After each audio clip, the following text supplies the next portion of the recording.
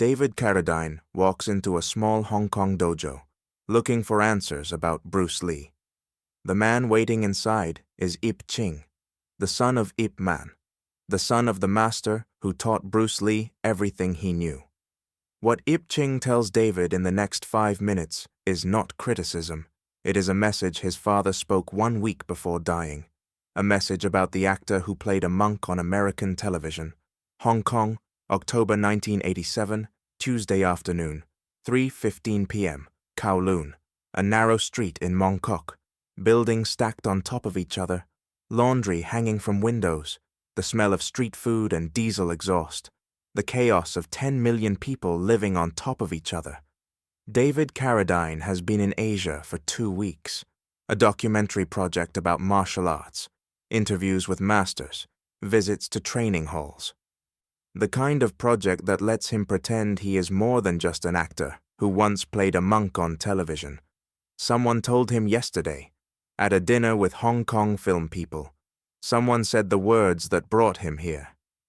Ip Man's son is still alive, still teaching, still in Hong Kong.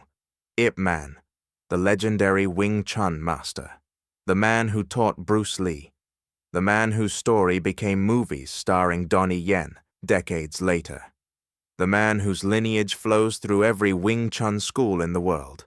His son, Ching, 51 years old, still teaching in a small dojo in Mong Kok, not famous like his father, not wealthy, just a man carrying forward a tradition. David finds the address, a door between a noodle shop and a watch repair store, narrow stairs leading up, a small sign in Chinese characters he cannot read. He climbs the stairs, each step creaking under his weight, the sound of training coming from above, the rhythmic thump of fists hitting wood, the shuffle of feet on floor. He reaches the top, a small training hall, maybe 30 feet by 30 feet, wooden floor worn smooth by decades of practice, mirrors on one wall, a wooden dummy in the corner, the Muk Yan Zhong, the training tool Bruce Lee made famous, 12 students in black uniforms, all Chinese, all young, all stopping mid-movement to stare at the white man who just walked into their school. At the center of the room stands Ching, compact, powerful, the kind of stillness that comes from 50 years of practice.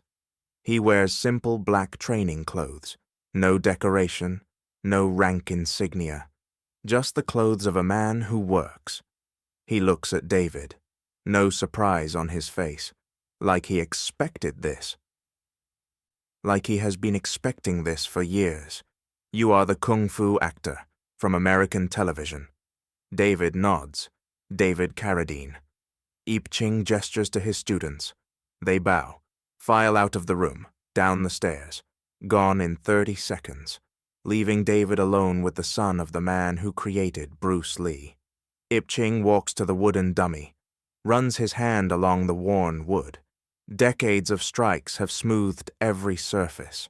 My father made this dummy. 60 years ago. Bruce Lee trained on this dummy. Thousands of hours. His sweat is in this wood. David does not move from the doorway, does not presume to enter further without invitation. Ching continues.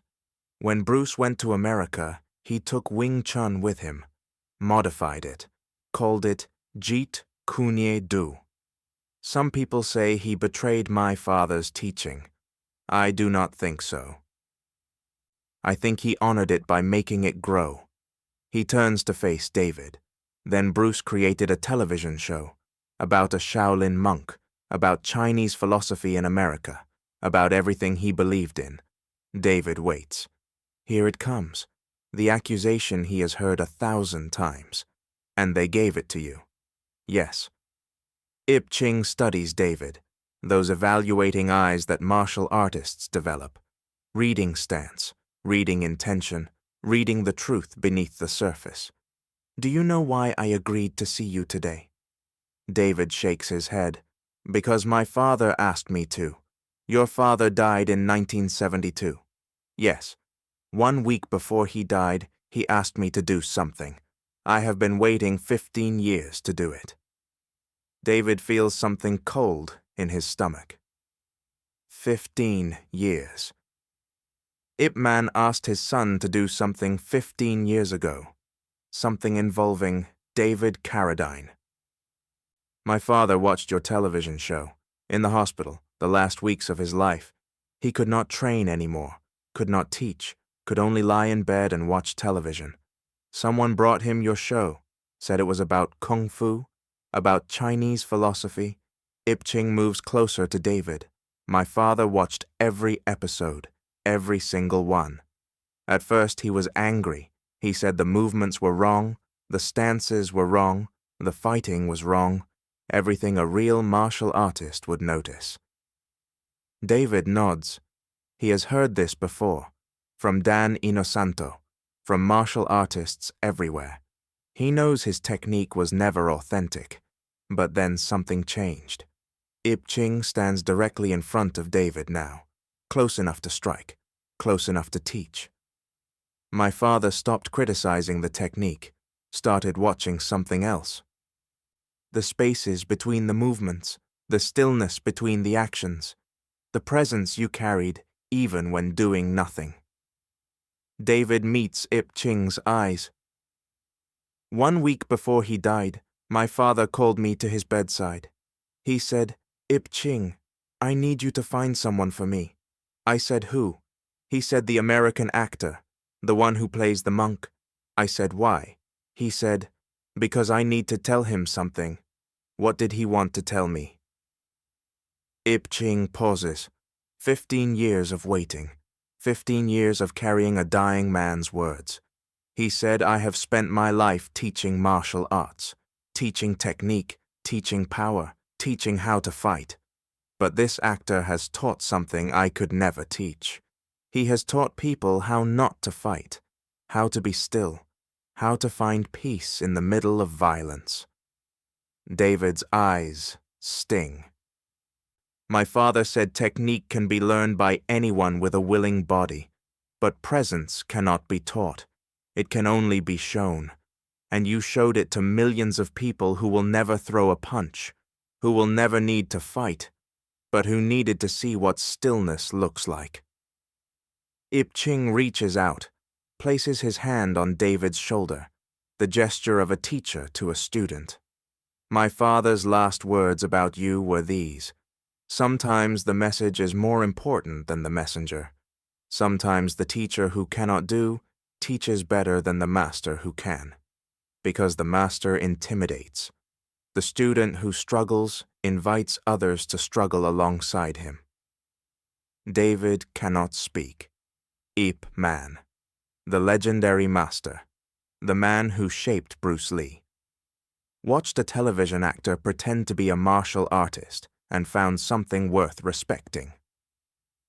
My father asked me to find you and tell you this, to tell you that he saw what you did, that he honored it, that he considered you part of his lineage, not through technique, through spirit. Ip Ching removes his hand. It took me 15 years to deliver this message.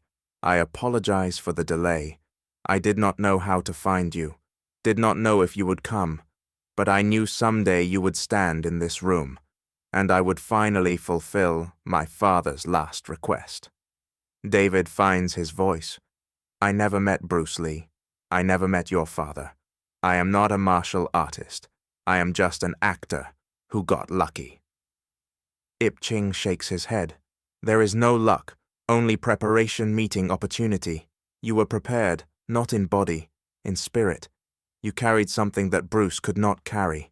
Bruce was too fast, too powerful, too intimidating. People watched him and thought I could never do that. He gestures around the small dojo.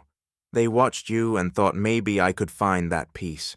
Maybe I could learn that stillness. You made it accessible. You made it human. He walks to a cabinet, opens it, pulls out a photograph, yellowed with age, hands it to David, my father and Bruce, taken 1 year before Bruce left for America, the last time they trained together. David looks at the photo. A young Bruce Lee, a middle-aged Ip Man, both in fighting stance, both frozen in a moment that shaped history. Keep it. My father wanted you to have it. I cannot accept this. You must. It is the end of a 15-year promise. Take it. Honor it. Remember that lineage is not only blood. It is spirit passed from one person to another. You are part of my father's lineage now, whether you trained with him or not. David holds the photograph, Bruce Lee and Ip Man, two men he never met, two men who shaped his entire life without knowing it. He looks at Ip Ching. Thank you for waiting, for remembering, for delivering a message from a man who died before we could meet. Ip Ching bows, the formal bow of master to student, the acknowledgement of something past between them. David bows back, imperfect form, authentic intention.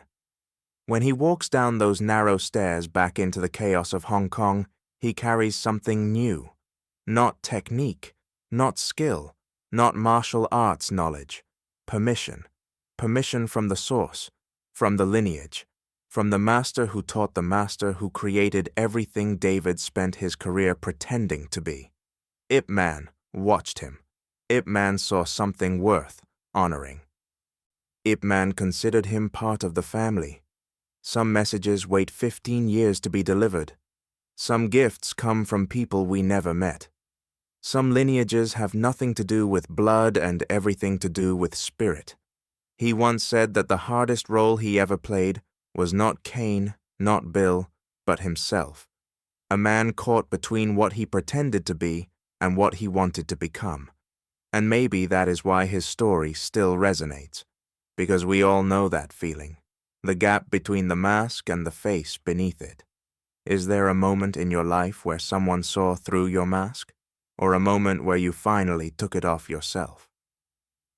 David Carradine walked through Hollywood for 50 years, carrying questions most people never ask out loud, about authenticity, about legacy, about what it means to be real in a world that rewards pretending.